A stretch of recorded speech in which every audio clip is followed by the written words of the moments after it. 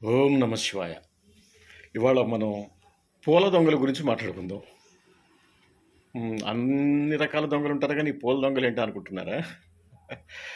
వీళ్ళేంటంటే, ఇప్పుడు మేముండేది మోతీనగర్, హైదరాబాదు. మోతీనగర్‌లో పాండురంగనగర్.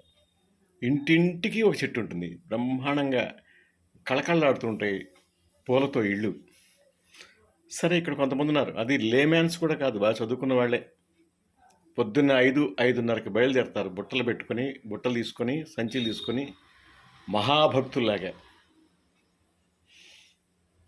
ఇక సందులెమ్మడి పడతారు. దొరికిన పూలు దొరికినట్టు గుంజుకొని ఆ మొక్కల్ని కూడా నిర్దాక్షిణ్యంగా పెకిలిస్తుంటారు పూలని.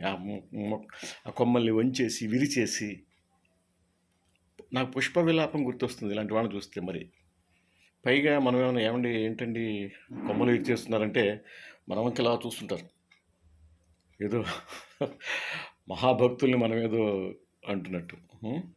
నిజంగా ఈ పూల దొంగలు వీళ్ళకి పుణ్యం ఎంత వస్తుందో తెలియదు కానీ చెట్లు మాత్రం నాశనం చేసి పారేస్తున్నారు. ఇలాంటి వాళ్ళు ఏం చేయాలో అర్థం కావట్లేదు.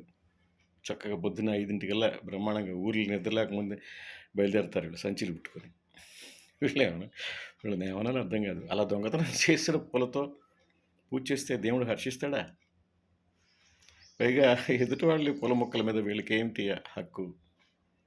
దేవుడికి పూజకే ఏమండి మేమన్నా తీసుకున్నాం దేవుడికి పూజకే కదా అని పైగా మన మీద రివర్స్. ఏమంటారు ఇలాంటి వాళ్ళు? ఏం చేయాలి? వదిలేద్దాం. ఎవరి కర్మకి వాళ్ళే కర్తలు. ఏమంటారు? అది సంగతి.